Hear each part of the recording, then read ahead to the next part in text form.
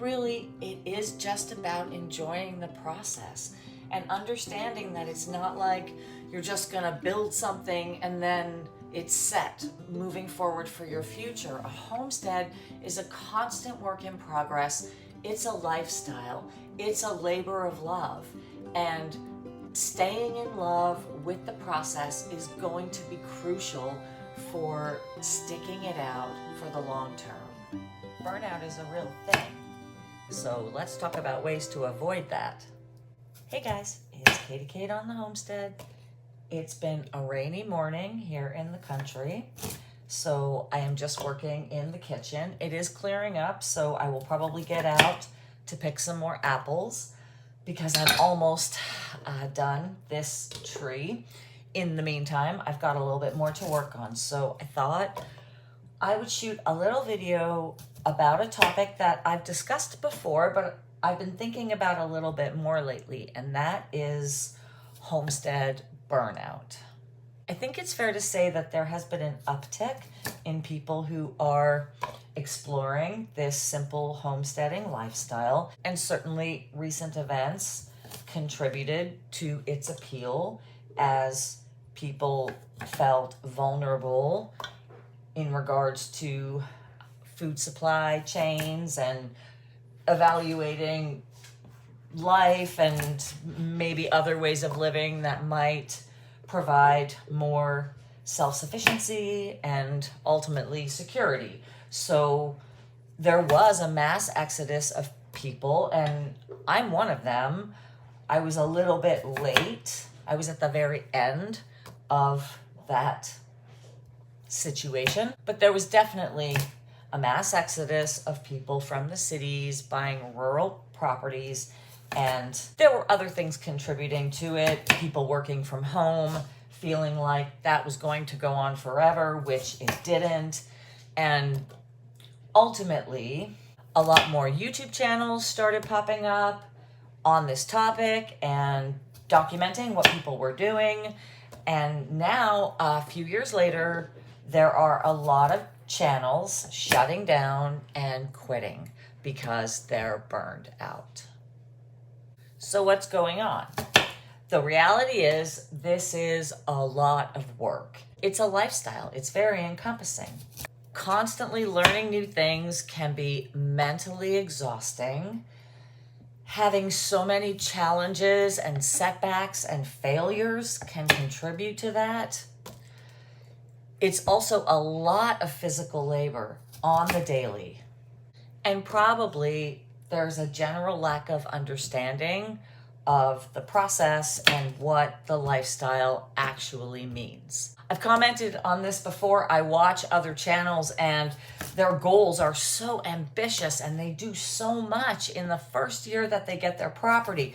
They're building outbuildings and bringing in all these different animals and growing gardens and collecting rainwater and doing crazy amounts of stuff in a very short period of time. When I moved here, I saw this as my life's work, and I knew that it was going to take me years and years to make the progress that I visualized in my imagination. And I think that's a really healthy attitude. Remembering that Rome wasn't built in a day and that learning is part of the process and things just take time. They can't happen just like that. So if I was really going to list what I observe as the biggest mistakes that people make when they come out to live in the country and make a lifestyle change is, first of all, they bite off more than they can chew without fully appreciating the length of the process and the time it's going to take to really learn these skills and develop your homestead. I think it's really easy to start seeing this lifestyle as just work, especially considering how much physical labor there is. It can take its toll on staying motivated and staying in love with what you're doing and really committed to that process long term. I definitely think people get too many animals too fast without realizing how much it impacts their ability to leave the property. And when you commit to a lifestyle like this, you're committing to very few vacations and time away because it's really hard to leave the farm. There's a lot of responsibilities here, things that need to be taken care of, and it's really hard to delegate those to somebody else. The reality of the isolation is something I've talked a lot about to people I know who are interested in this lifestyle, and I've been very forthcoming in that it's been my personal biggest challenge. Now, of course, I'm here without another adult on the property with me, but it can also apply to a family who's relocated from the city, cut off from close neighbors, maybe friends, family, and amenities. There's no corner store, fast food. There is an isolation that can set in, and that can be a challenge to deal with depending on your personality type. Fortunately for someone like me, I moved out here to be by myself. It was part of my dream, was to just be alone. I was pretty exhausted dealing with everybody else's crap all the time. And it's not just my humble opinion. These are the comments that I'm hearing people say on their channels as they're explaining their reasons for shutting down the homestead. And I can certainly attest to the validity of everything that they're saying. So from my experience, here are the ways that I suggest we can homestead without suffering burnout. The first thing is to go into it with a realistic set of expectations.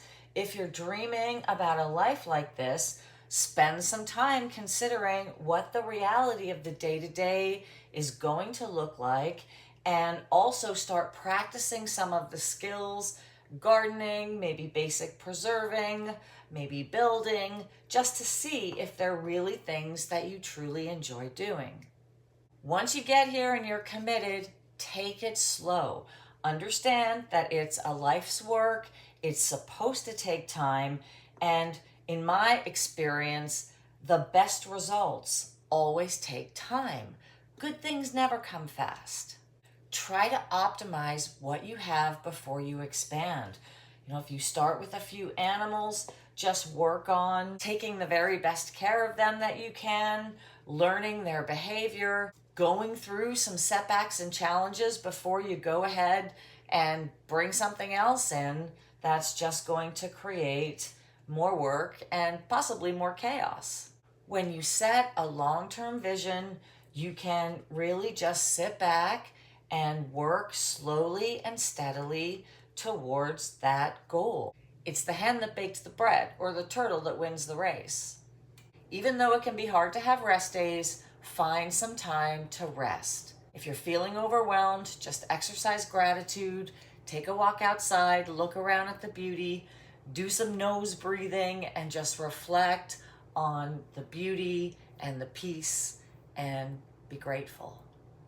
If you can get away if you can, even if it's just for a night or a weekend.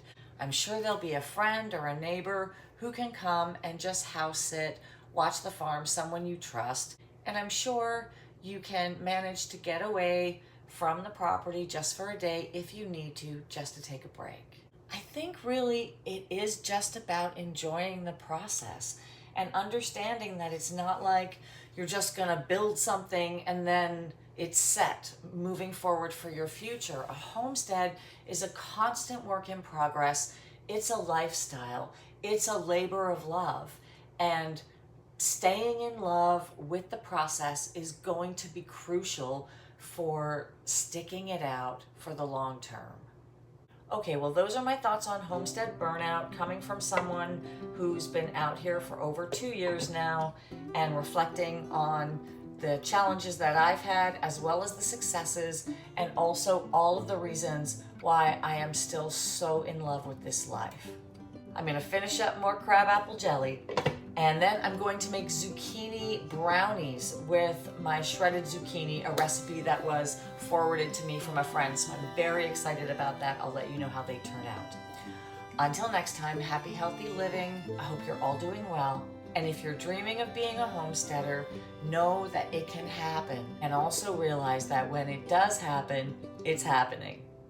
I'm Katie Kate on the Homestead, and I'll see you later.